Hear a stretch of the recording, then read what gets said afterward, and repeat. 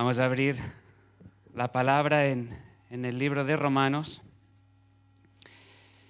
Estamos en el capítulo 13, hoy vamos a considerar los versículos del 8 al 10. Y no os preocupéis que todo lo que hemos ido viendo estos días tendremos ocasión seguro de ir compartiéndolo, ir trabajándolo. Esperamos a ver si se publican, si se suben las grabaciones de estos días y se puede tener acceso al contenido, ya informaríamos. Bien, vamos a orar. Señor, te damos las gracias. Señor, queremos verte a ti, queremos conocerte. Queremos acudir a tu palabra con un corazón humilde, dispuestos a que seas tú, Señor, quien nos hable, que seas tú quien nos guíe. Que no sea nuestra forma de ver, de entender la que esté imperando en nuestro corazón, sino que seas tú quien nos moldee, quien nos siga trayendo a la verdad, Señor. Y te pedimos que tú obres en nuestros corazones y que podamos reflejar, Señor, aquello que tú has hecho en nosotros. Y te damos las gracias una vez más por esa obra que tú has hecho por nosotros. Gracias por habernos conocido, gracias por habernos redimido y gracias por habernos transformado. En el nombre de Jesús. Amén. Bien, vamos a leer los versículos del 8 al 10. Dice: no debáis nada a nadie nada, sino el amaros unos a otros, porque el que ama al prójimo ha cumplido la ley. Porque no adulterarás, no matarás, no hurtarás, no dirás falso testimonio, no codiciarás, y cualquier otro mandamiento en esta sentencia se resume: amarás a tu prójimo como a ti mismo. El amor no hace mal al prójimo, así que el cumplimiento de la ley es el amor. Bien, para que vayamos recordando el esquema de la carta de Pablo a la iglesia de Roma, dijimos que los capítulos del 1 al 11 son una explicación del corazón del Evangelio.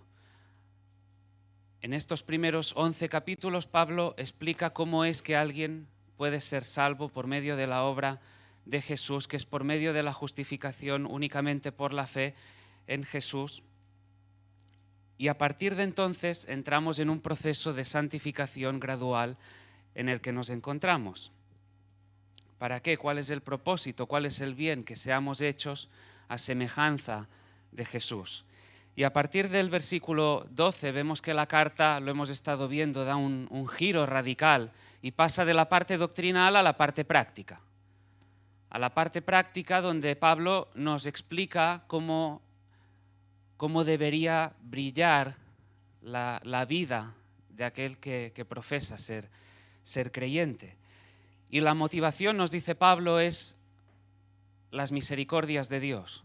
Eso es lo que mueve, lo que empuja, lo que impulsa, el haber recibido, abrazado lo que el Señor nos ha permitido ver, lo que nos ha permitido entender, ha abierto nuestros ojos, y ahora, en base a ello, en base a la grandeza de su obra, nosotros podemos, con la ayuda del Espíritu, vivir de una manera distinta.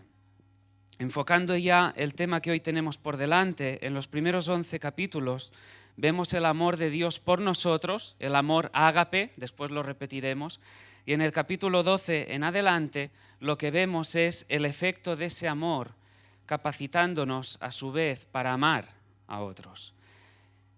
El amor es un tema dominante en estos capítulos que siguen al 12. Quisiera recordar lo que estuvimos viendo en el capítulo 12 acerca del amor, para que podamos tratar de aproximarnos al concepto y cómo debería vestirse ese amor.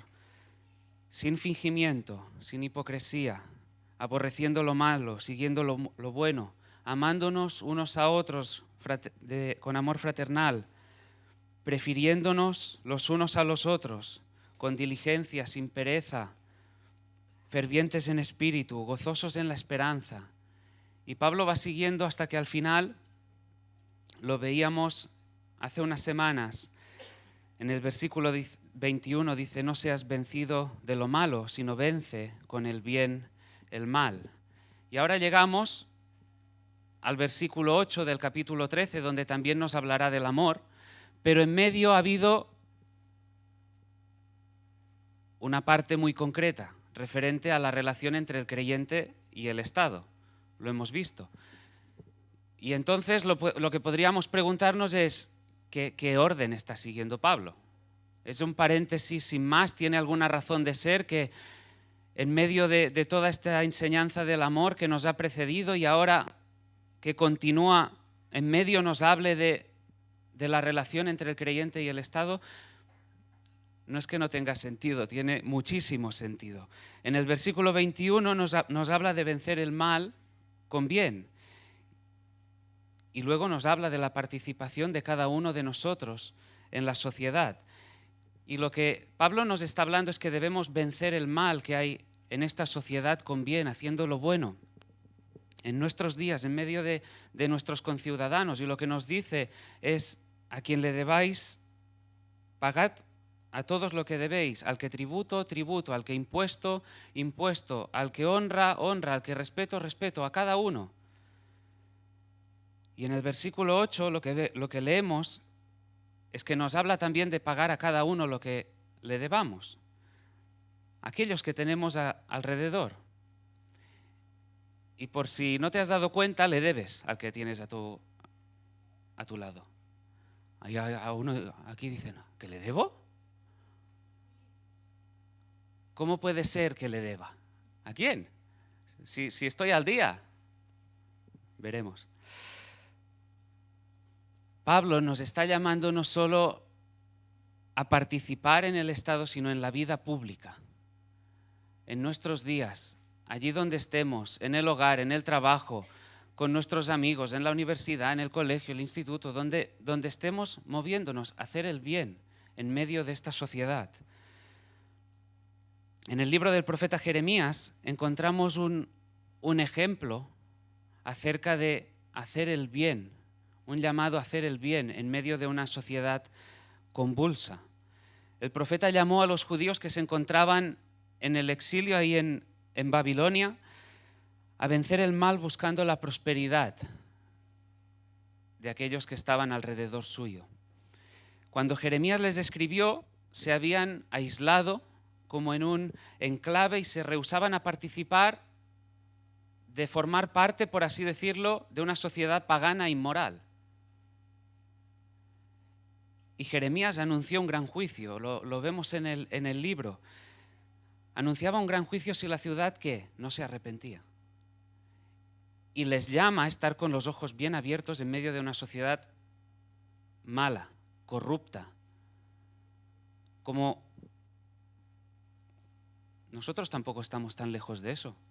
Estamos en medio de una sociedad que, como decíamos antes, le está dando continuamente la espalda a Dios. La velocidad del desorden moral está avanzando a ritmos frenéticos. Y sin embargo, los israelitas tenían que involucrarse en la ciudad haciendo el bien. Eso es lo que vemos en ese libro, buscando la paz, el shalom, la armonía. Ahora pensaréis, ¿por qué ahora esa referencia a Jeremías? Porque es la necesidad que tenemos, como decíamos antes, y todo va siguiendo esa misma línea de brillar, de ser sal, de ser luz en medio de esta sociedad. Si no, ¿qué estamos haciendo? Si no se marca una diferencia, ¿qué estamos haciendo? Llamados a hacer el bien ahí fuera. Que se note, que en medio de donde estés, no seas uno más. Que se vea, que se palpe que hay un cambio en tu corazón. Algo extraordinario, algo sobrenatural, porque así es la vida cristiana. Impulsados por la guía del Espíritu. Y con todo esto en mente, ahora sí entramos en el versículo 8, donde vemos una deuda muy singular. Y ahora sí veremos lo que os estaba diciendo, que estamos en deuda. No debáis nada, a nadie nada, sino el amaros unos a otros, porque el que ama al prójimo ha cumplido la ley. No debáis a nadie nada, dice el texto. Ahora, hay una primera aclaración que debemos hacer. ¿Está diciendo Pablo que no podemos ni pedir prestado ni prestar? Absolutamente no. No es lo que enseña la palabra. Tanto en el Antiguo Testamento como en el Nuevo Testamento encontramos referencias, enseñanzas claras donde se muestra que se puede pedir prestado, que se puede prestar. En el Antiguo Testamento vemos que había prácticas corrientes era una práctica corriente de pedir prestado. Había un único límite: no abusar mediante imposición de intereses a aquellos que estuviesen más desvalidos, a los pobres. No en vano Jesús también nos dijo: al que pida, dale. El Maestro lo dijo: al que pida, dale. La Biblia no prohíbe la solicitud de préstamos por parte de aquellos que tengan una necesidad real y no cuenten con otros recursos, como también enseña la palabra que aquellos que estén en disposición de ayudar puedan hacerlo, tengan un corazón generoso, movidos también por el amor, la misericordia, la generosidad. ¿Acaso si no se pudieran pedir préstamos, podríamos tener casa, podríamos tener coche, negocios podrían funcionar? No.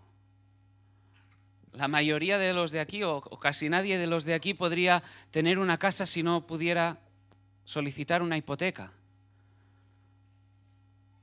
No podríamos ir y pagar el coche así, de golpe. O hacer eso, una inversión para alquilar, para poder comprar lo que fuese para desarrollar el negocio. Así que el texto no nos dice que no podamos pedir prestado, pero cuidado, sí que nos dice algo.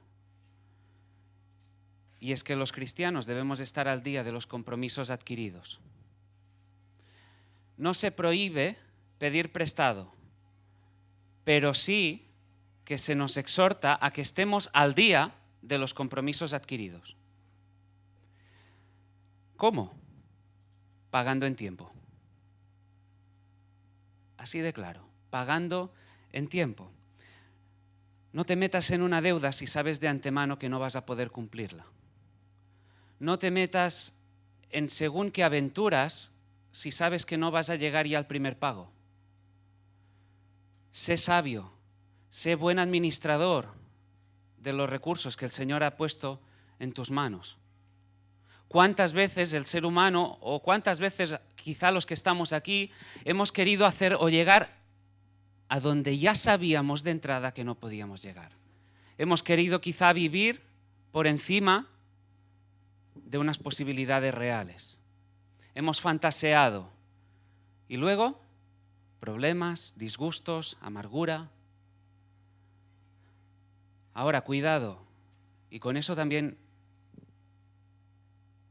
tenemos que ser cuidadosos porque hay situaciones problemáticas, dificultosas que han sobrevenido no porque hubiera una mala cabeza.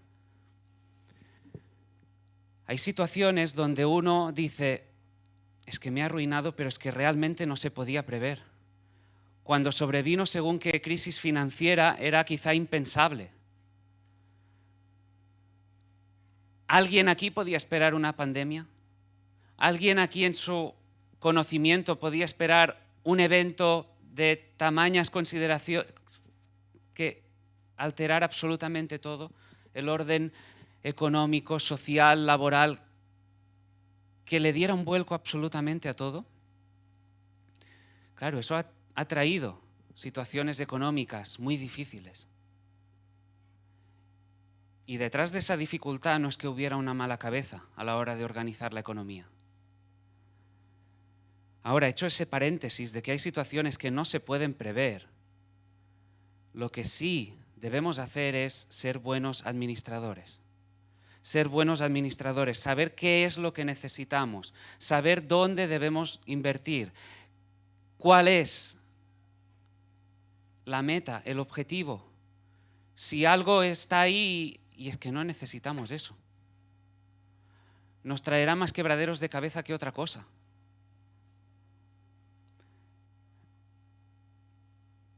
Todos, y me venía esa expresión en mente, sabemos que después de agosto viene septiembre. Todos aquí sabemos que después de agosto viene septiembre. Y sin embargo, cada año, ¿cuántas veces no escuchamos en septiembre? Es que septiembre. Yo me acuerdo, primer año de... No el primer año de casados, no, los 2 meses de casados. Agosto, septiembre. Qué palo nos vino en agosto del IBI, el seguro, y venía septiembre. Al año siguiente yo sabía que, y ahí uno empezando a organizarse en casa, ¿no? Al año siguiente, creedme que sabía que venía en agosto. Y que después de agosto venía septiembre. Y que si venía septiembre, y en septiembre habría otras obligaciones, yo en agosto no me podía sobrepasar. Y que si en vez de irme de vacaciones cogiendo un vuelo para irme a dar un paseo por ¿qué? Según qué sitio, y me tenía que quedar buscando un chiringuito cercano, lo sabio era eso último. El problema está cuando derrochamos más allá de las posibilidades, derrochamos más allá de lo que una cabeza sabia, inteligente, responsable, fiel, un administrador fiel haría. Y en todo eso debemos apuntar también a lo que la palabra nos enseña. El problema está cuando el ser humano a veces piensa que la palabra no aconseja sobre todas las cosas. Y dices que la economía... Acude a la palabra. Déjame que te anticipe algo también y que se nos ha machacado estos días. Para conocer al Señor, cada uno aquí, cada uno de los aquí presentes tiene una responsabilidad. Acudir a la palabra. No seamos cómodos. Es muy cómodo venir aquí el domingo, escuchar la predicación y bueno, vamos conociendo al Señor poquito a poquito, ¿no? Eso no va así. Eso no va así. Cada uno tiene una responsabilidad en su casa, cada uno con el Señor de buscarlo, de acudir a la palabra, cada uno. Ser buenos administradores, pagar lo que se nos ha concedido, el préstamo, si es el 1, el 5, el 10, el 31, cuando sea. Así que hay deudas temporales, ¿sí? ¿Sí? Hay deudas que esperamos cancelar, ¿sí? Hay deudas que esperamos, bueno, esto, la hipoteca, yo sé que me quedan tantos años, yo sé que el coche, ¿sí? Pues mira, hay una deuda que no se te acabará nunca. Hay una deuda que no vas a acabar de saldar en tu vida. Y yo tampoco. Hay una deuda que no te puedes permitir el lujo de saldar. Hay una deuda que no vas a cancelar, que es el amar a los demás. Así que ahora sí, mira alrededor y mira cuánta deuda tienes.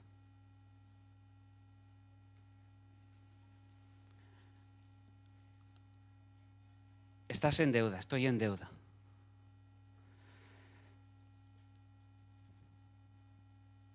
Y esa deuda, tú no puedes decir tampoco, es que yo ya he amado demasiado. ¿Cuántas veces no hemos escuchado eso, verdad? Yo es que ya he mostrado mucho amor. No, pues mira, aún te falta.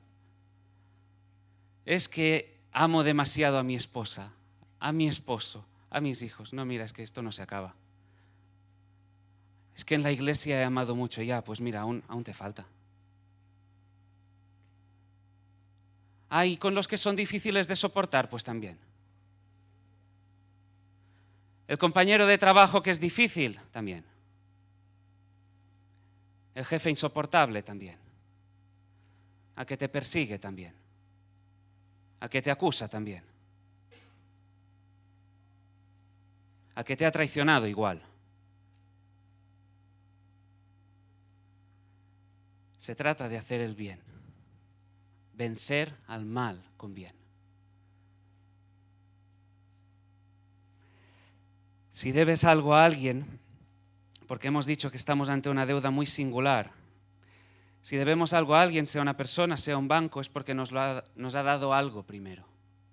Yo pago una cuota cada mes, quizá para disfrutar de un coche, de una casa, pero porque antes se me ha concedido un préstamo. Pero fíjate, porque la deuda de la que estamos hablando tiene algo especial, y es que la debemos pagar a personas que no te han dado nada. Quizá aquel que tienes al lado no te ha dado nada, no te ha favorecido en nada. Es más, quizá te piensas que es que no ha hecho nada, es que no se acuerda de mí, pues tienes una deuda con él. ¿Y cómo adquirimos esa deuda de amor? ¿Cómo ocurrió? En Romanos 1 esa palabra aparece 2 veces. Si lo recordáis, en 2020 leímos y vimos que Pablo se consideraba deudor. Pablo se consideraba deudor, como quien tiene una obligación. Y eso lo vimos en el versículo 14 y se relaciona con lo que Pablo había dicho en el versículo 5 del mismo capítulo 1 de la carta, donde él dice que había recibido la gracia y el apostolado para promover la obediencia a la fe en todas las naciones por amor de su nombre. Pablo no había recibido absolutamente nada de nadie. Es más, si aquí alguno se cree que sufre, acudid a la historia de Pablo. No había recibido nada de nadie, más allá seguramente que problemas. Sin embargo, de Cristo lo había recibido todo. Esa es la diferencia. De la gente que estaba alrededor, de los incrédulos, de los gentiles, quizá nada, pero de Cristo todo. Lo que él merecía, una condenación eterna. Lo que recibió tras el encuentro con Cristo, vida eterna. Pero sabes, eso fue con Pablo y ha sido contigo si tú has depositado tu fe en él. Como así fue con él, ha sido contigo. Cristo nos amó de pura gracia. Fue por su gracia, fue por su amor, por su misericordia, que él vino, que el rico se hizo pobre. Él era rico, él estaba en comunión perfecta con el Padre. Él vino, se humilló, se vistió de siervo, se encarnó y se entregó en la cruz del Calvario por cada uno de nosotros. Pura gracia. Nos dio gratuitamente el don de la vida eterna. ¿Ves la dinámica? Una deuda de amor que nosotros tenemos por causa del amor que Él tuvo con nosotros. Y la palabra nos dice que con esa clase de amor que hemos recibido, amemos también a los demás. John Piper dice, esta deuda fue generada por algo que recibimos y que hay que pagar, pero no al que la dio, sino a otros, como nosotros, a otros que no lo merecen. Se trata de una deuda que hemos recibido, pero que no hay que pagar al que la dio, sino a los demás. Como así nosotros hemos recibido el amor, también debemos expresarlo, exteriorizarlo hacia los demás. La deuda no la tienes con Cristo, la tienes con el prójimo.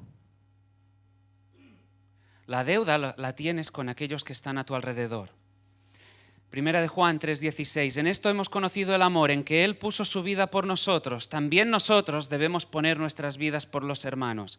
Primera de Juan 4, versículos 11 y 12. Amados, si Dios nos ha amado así, debemos también nosotros amarnos unos a otros. Nadie ha visto jamás a Dios. Si nos amamos unos a otros, Dios permanece en nosotros y su amor se ha perfeccionado en nosotros.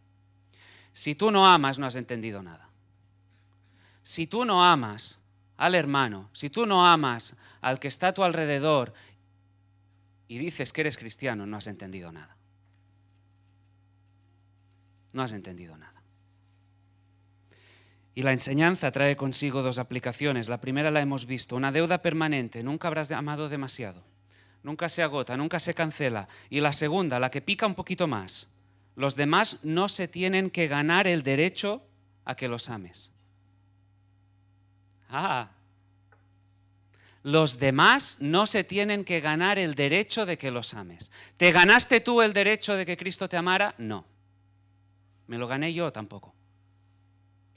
Tú no te ganaste absolutamente nada. Y sin embargo, a veces vamos como estamos ahí en el trono y el otro se tiene que ganar el derecho de que yo lo ame. Se tiene que ganar el derecho de que yo haga según qué cosas, que me acerque a él, que le haga un bien, que me preocupe por él, que esté orando por él, que cuide en la forma que sea. Parece que se lo tiene que ganar. ¿Qué hemos ganado nosotros? Pensémoslo. ¿Qué nos hemos ganado?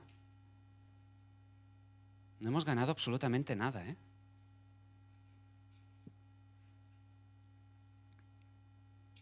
Realmente el Evangelio nos lleva a ubicarnos,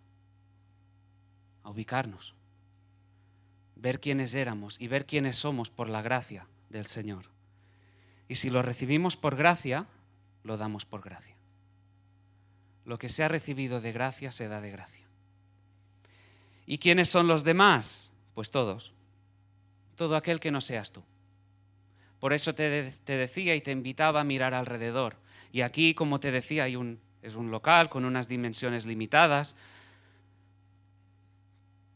con una gente a la que amas porque te vas viendo con ellos, compartes una fe, unas creencias, unas convicciones, un amor por el Señor, pero tampoco son los únicos beneficiarios de tu amor. No deben ser los únicos beneficiarios de tu amor, porque tu amor debe ser exteriorizado cuando salgas por esa puerta. Colosenses 3, versículos 12 y 13. Fijaros, el texto que consideramos la semana pasada en el retiro de matrimonios. Vestíos pues como escogidos de Dios, santos y amados. Recordad la lógica de Pablo. Primero te dice quién eres. Primero te habla de tu identidad, de lo que el Señor ha hecho por ti. Escogidos, te habla de la elección eterna. Te habla del amor, del conocimiento del Señor contigo. Santos, escogidos de Dios. Apartados para Él.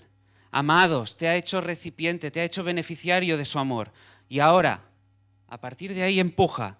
De entrañable misericordia, de benignidad, de humildad, de mansedumbre, de paciencia, soportándoos unos a otros y perdonándoos unos a otros si alguno tuviere queja contra otro.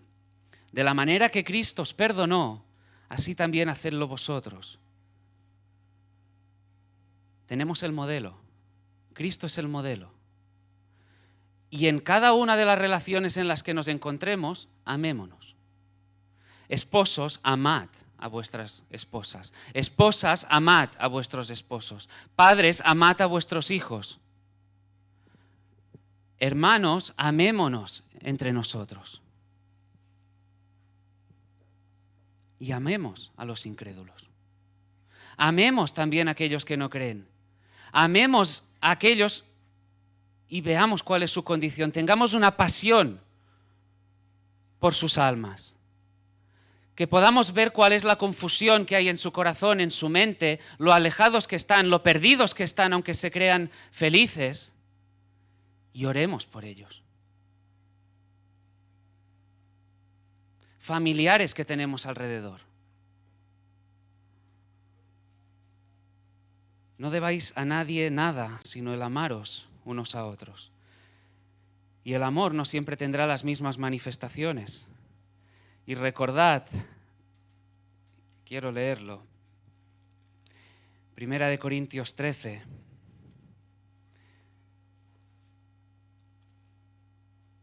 Ahí se nos define el amor. Pero como dijimos también la semana pasada, se nos define de una manera muy particular. Se nos define diciendo que el amor hace unas cosas y no hace otras. Hay cosas que el amor hace y cosas que si amas no haces. El amor es sufrido, es benigno, no tiene envidia, no es jactancioso, no se envanece, no hace nada indebido, no busca lo suyo, no se irrita, no guarda rencor, no se goza de la injusticia, mas se goza de la verdad. todo lo sufre, todo lo cree, todo lo espera, todo lo soporta. El amor nunca deja de ser. Eso es amor. Y el amor hace unas cosas y no hace otras. ¿Y cuántas veces tenemos un concepto superficial del amor? Superficial. Hablamos de amor, pero el concepto está vacío de contenido. Y tenemos que acudir a la palabra, de nuevo, hay que acudir a la palabra para ver qué nos dice sobre el amor, cómo es el amor, cómo luce el amor, qué hace el amor y qué no hace.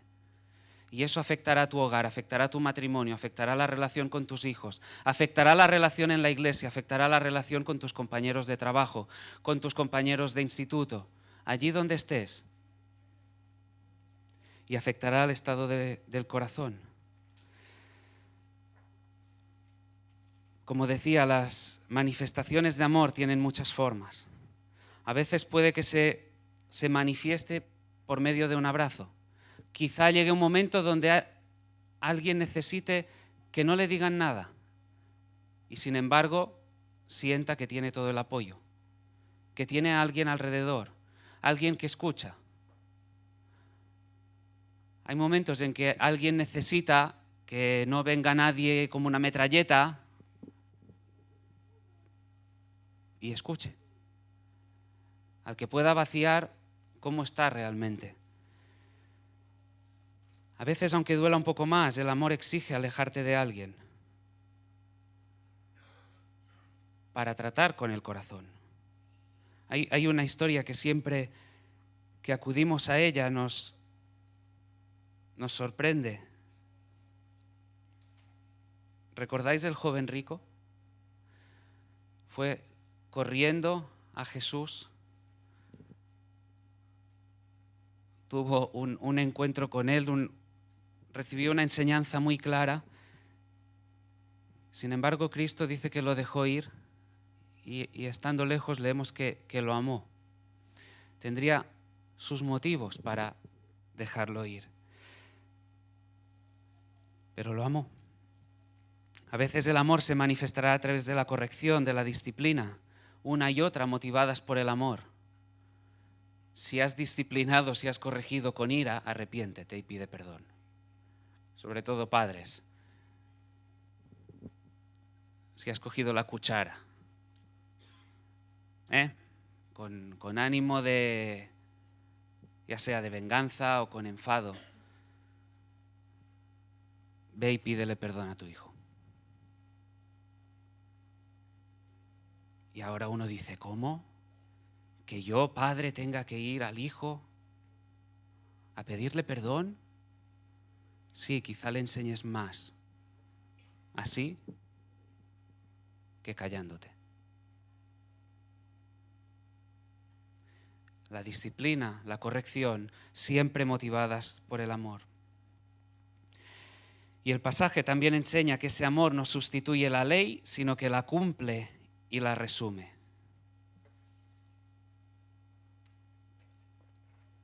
Hoy la gente te dice, haz lo que te dicte el corazón. Deja que el corazón te guíe. Mira, no hagas eso. No lo hagas. ¿Por qué? De nuevo, ¿qué dice la palabra? Porque el corazón es engañoso y perverso. El corazón es engañoso y perverso. No hagas lo que te dicte el corazón. No acudas a... Busca al Señor, busca su palabra. Cuando alguien te diga, debes amar sin ataduras, así que fuera la ley. La ley ya pasó, estamos en la gracia. Lo triste es que muchas iglesias evangélicas desechan la ley. Hay un vínculo, lo vemos en estos versículos, entre la ley y el amor. Dios estableció ese vínculo entre la ley y el amor. Nos lo dice en cada uno de esos 3 versículos, el 8, el 9 y el 10. Los 10 mandamientos no son una simple regla de conducta, sino que son una directriz de amor. Dios nos dio la ley por amor. ¿Recordáis lo que dijo el salmista? Oh, cuánto amo yo tu ley. Cuánto amo yo tu ley. ¿Por qué? Porque la ley es un reflejo de su carácter. La ley es un reflejo de su bondad. La ley es un reflejo de su amor. La ley nos muestra nuestro pecado, nos muestra la fealdad de nuestro corazón y la ley nos lleva al Señor. Mateo 22, versículos del 37 al 40. Ahí se nos narra la historia cuando un intérprete de la ley preguntó a Jesús cuál era el mandamiento más importante. Jesús le responde: amarás al Señor tu Dios con todo tu corazón y con toda tu alma y con toda tu mente. Este es el primer y grande mandamiento. Y el segundo es semejante: amarás a tu prójimo como a ti mismo. De estos dos mandamientos depende la ley y los profetas. Ama a Dios por encima de todo, con todo tu corazón, con toda tu mente, con todas tus fuerzas. En eso se resumen los primeros mandamientos. La primera tabla referida a nuestra relación con el Señor, en eso se resume. Ama al Señor por encima de todas las cosas. Y la segunda, ¿en qué se resume? Ama al prójimo. El amor hace unas cosas y no hace otras. Ama al prójimo. Ahora, claro, si nos dejamos llevar por los cantos de sirena de este mundo, todo lo que estamos compartiendo aquí es contrario a lo que se dice. Porque igual que decíamos que la sociedad hoy te dice, déjate guiar por tu corazón, sigue los dictados de tu corazón, la gente, la psicología moderna de hoy, el pensamiento humanista de hoy te dice, ámate a ti mismo, quiérete, perdónate, ensálzate tú, ocupa tú el más grande lugar, exáltate.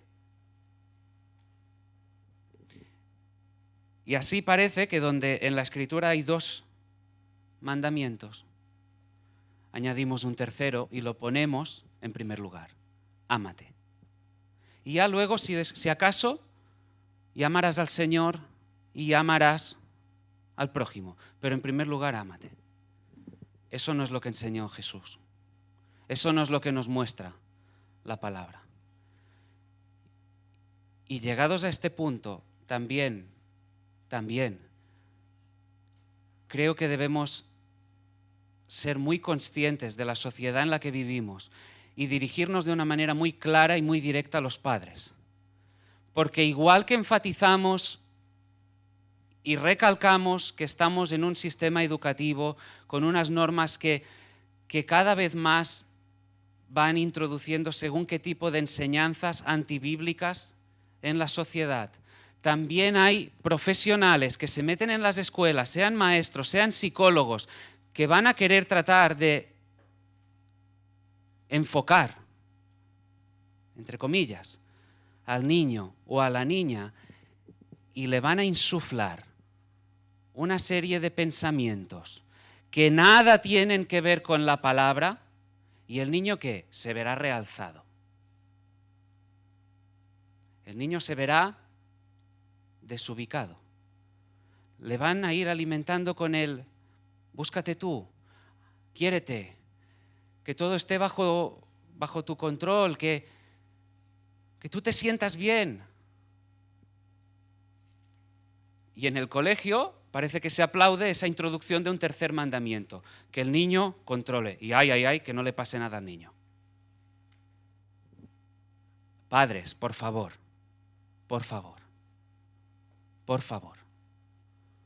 Es el momento, en una sociedad donde hay la oscuridad que hay.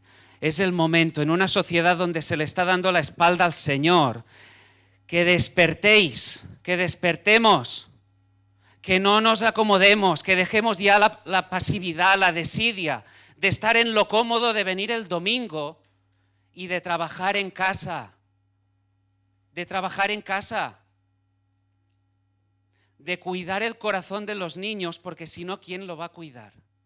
¿Quién va a estar alimentando de lunes a domingo el corazón de los niños? ¿Eres tú o será el profesor que quizá le está dando la espalda al Señor? ¿Será el psicólogo que vendrá con toda una serie de ideas que nada tienen que ver con la palabra? Eso sí, el niño parecerá que está controladito, pues el niño estará más desenfocado que nunca. Y ahí los padres tenemos una responsabilidad en mayúsculas, en mayúsculas. La mayor preocupación como padres es la salvación de nuestros hijos. Punto.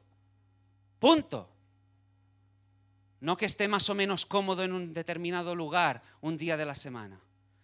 Mi preocupación como padre es el estado espiritual de mis hijos. La primera preocupación. El primer motivo de oración es la salud espiritual de mis hijos. ¿Cómo está su corazón?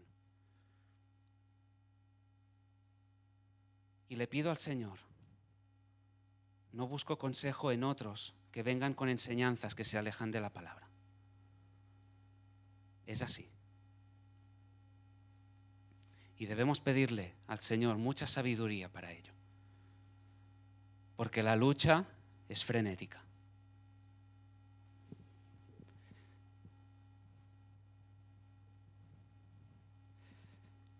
Ahora también nos dice el texto que amemos al prójimo como a nosotros mismos. Y es el mismo argumento que Pablo utiliza en Efesios 5. ¿Sabes? Porque Cristo ya asume que ya te amas a ti mismo. Lo que pasa es que también debemos verlo como lo estuvimos viendo hace unas semanas. Debemos saber cuál es la identidad que tenemos. Ni venirnos arriba ni venirnos abajo. Hay un equilibrio en la identidad que tenemos en Cristo. Y decía, es el mismo argumento que Pablo sigue en la carta a la iglesia de Éfeso, cuando le dice a los hombres que amen a sus esposas. En virtud del pacto matrimonial somos uno, una sola carne. Hay un vínculo. ¿Y qué hacemos con nuestro cuerpo? Pues cuidarlo, sustentarlo, protegerlo. A no ser que seas un negligente, eso haces. A no ser que seas un negligente, tú cuidas tu cuerpo, lo sustentas, lo proteges. Y eso mismo hacemos en el hogar. La lógica vendría a ser tan sencilla como lo siguiente.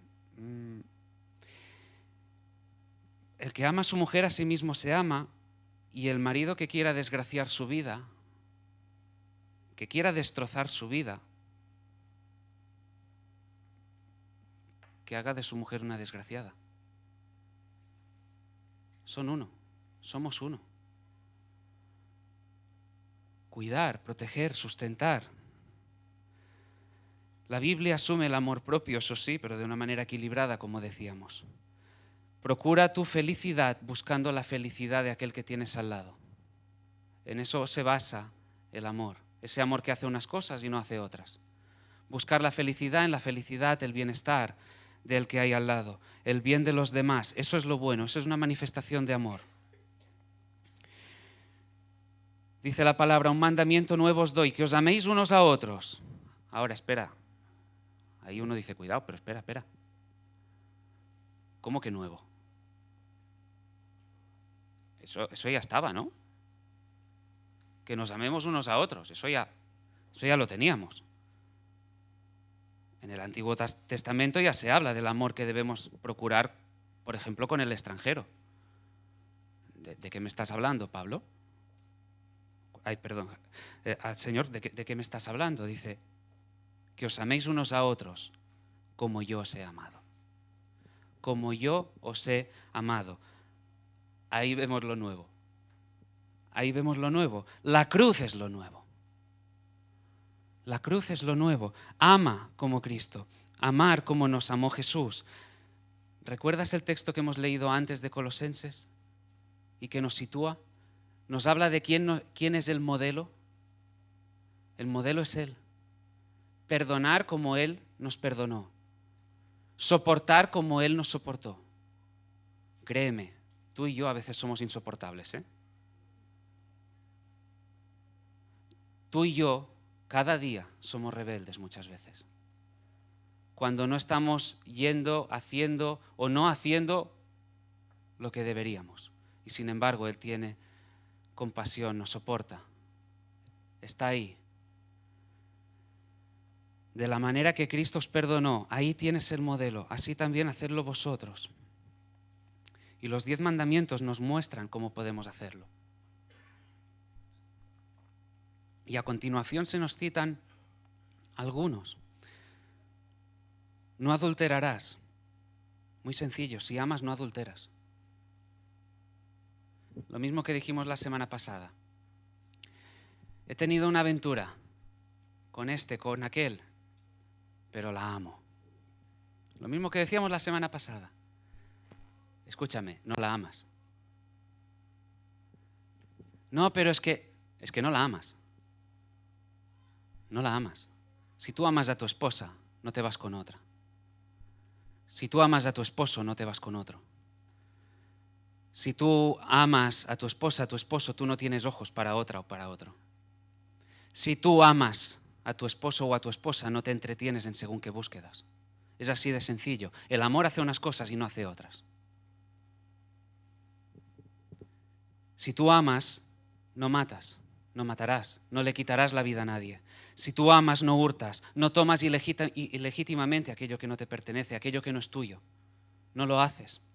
Si tú amas, no dices falso testimonio. Si tú amas, tú no codicias. No hay en ti un corazón codicioso que busca tener, como sea, aquello que no tienes ahora en tus manos, ya sea algo material, una casa, una cantidad de dinero, lo que sea, un coche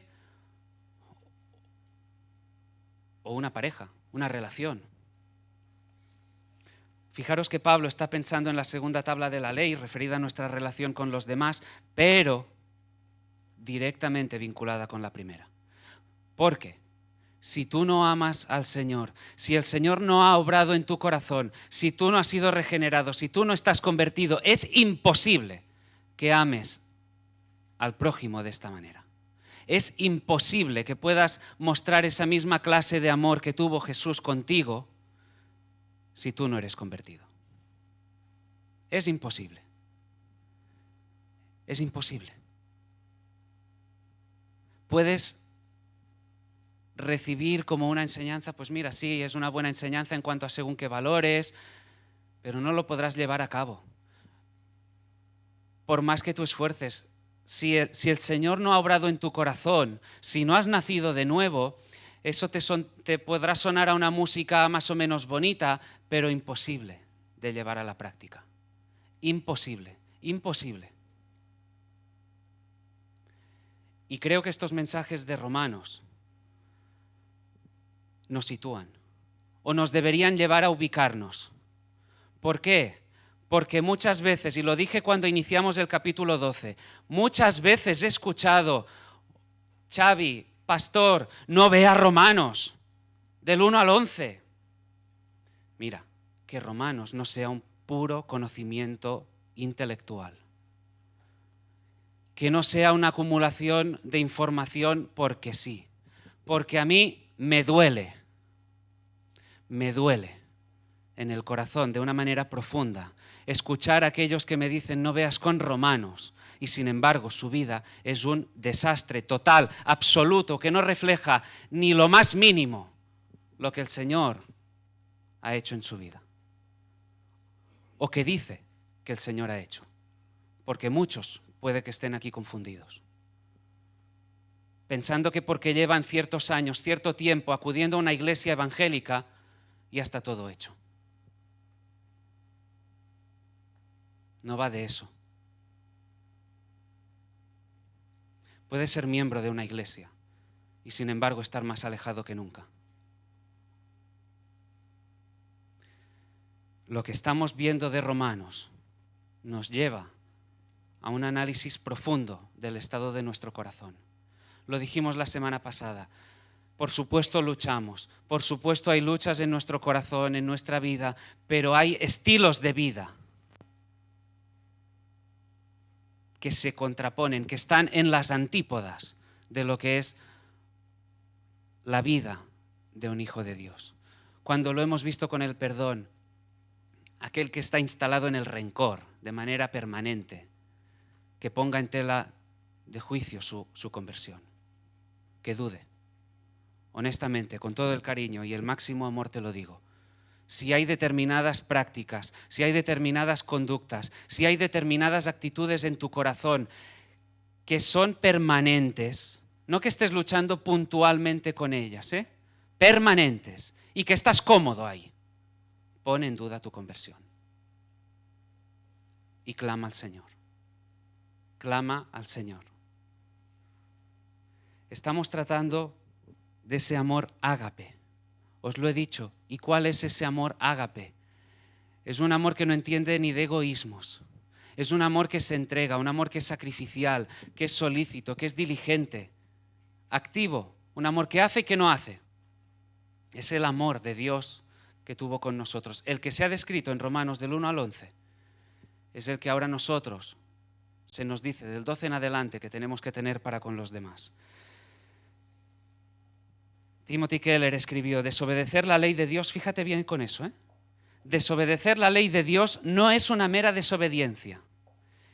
Cada pecado es una ofensa a la sabiduría de Dios y una falta de amor.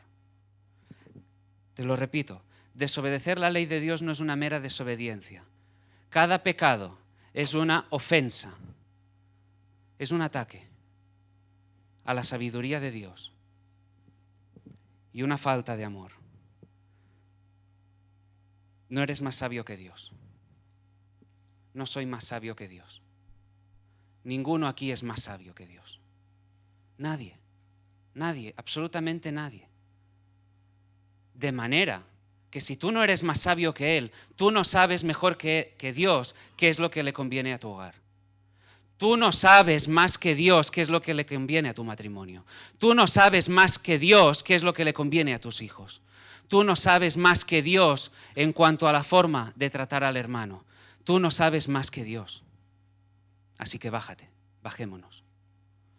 Bajémonos del pedestal. Cada acto de rebeldía es una ofensa a la sabiduría de Dios. Cada pecado, todo aquello que pasa de la línea, todo aquello que quebranta la voluntad del Señor, es una ofensa a su sabiduría. Es una ofensa a su sabiduría.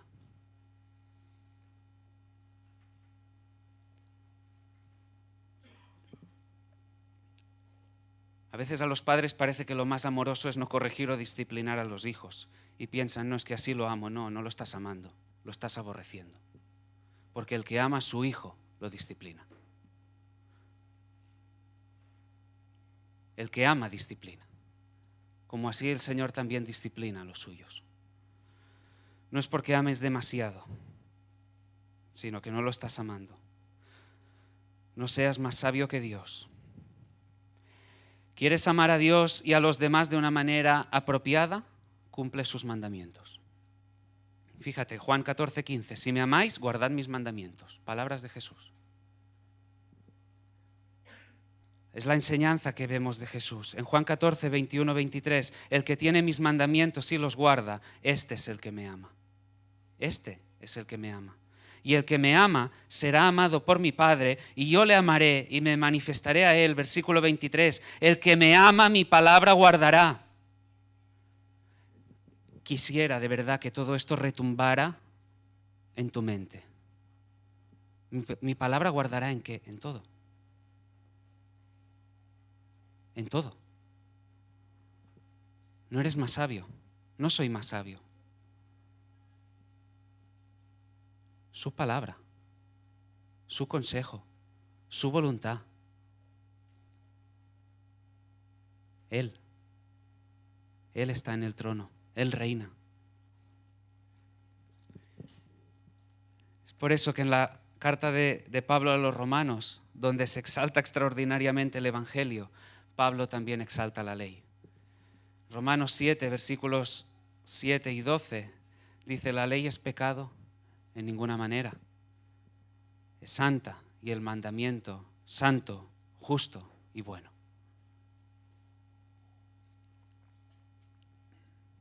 Ahora, desear obedecer a Dios no es legalismo. Hay quien podría decir, estos legalistas, no te confundas, no te confundas. No te confundas.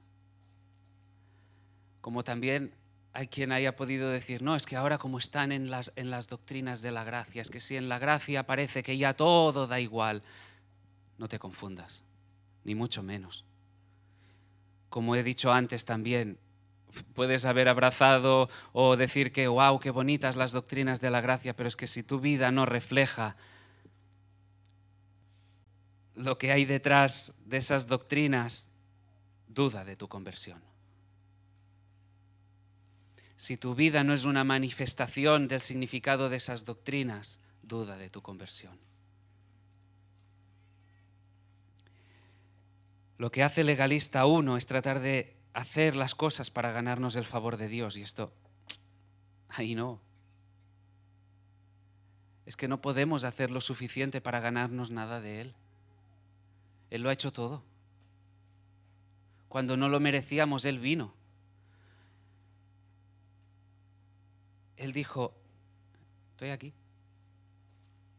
Su ley nos ha atraído hacia Él. ¿Sabes cuál es la finalidad de la ley?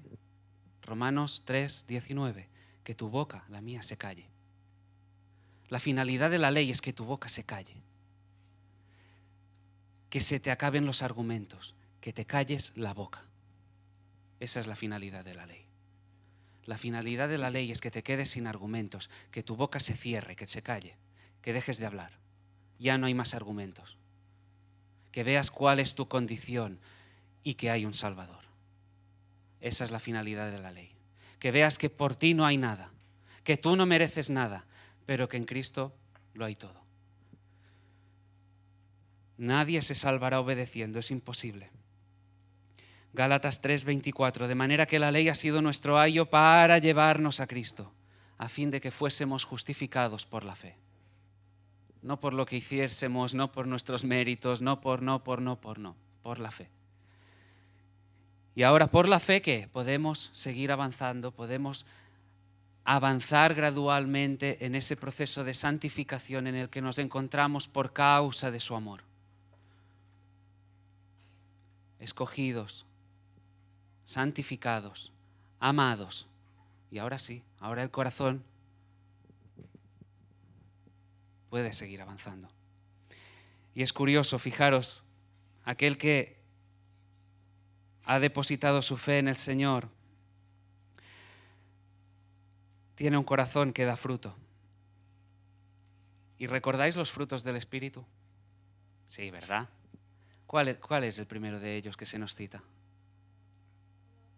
El amor. El amor. Antes hemos visto quién es el prójimo. Y hemos visto que cualquiera que no seas tú debe ser amado. Claro, eso requiere un trabajo en el corazón. Contra el orgullo, contra la envidia, contra el egoísmo.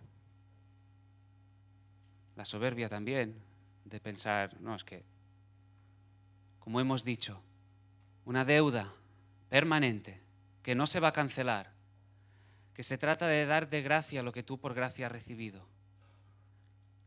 ¿Y qué? Quédate también con eso en mente. Que no se trata de que el otro se gane el derecho de que lo ames. No se trata de que el otro haga para que tú le manifiestes tu amor. No se trata de que lo merezca, de que haga unos méritos, porque ni tú ni yo los hicimos para que el Señor nos amara. En Lucas 10, y con eso acabo, del 25 al 37, no los vamos a leer, se nos narra la parábola del buen samaritano. Y ahí alguien preguntó, ¿quién es mi prójimo? Y ahí conocemos cuál fue la respuesta de Jesús. Mirad, todos, y con eso acabo, aún nuestros enemigos, todos, absolutamente todos, son nuestros prójimos. Y la cuestión es que Dios amó a sus enemigos. Dios te amó a ti y Dios me amó a mí. Y esa es la razón de ser, la razón de la existencia de la Iglesia. que el Señor amó a aquellos que le daban la espalda. El Señor amó a aquellos que le escupían a la cara. Amó a aquellos que no querían saber nada de Él. Corazones corruptos, depravados, buscando lo suyo, puramente hacedores de maldad. Y ahora nosotros, como pueblo,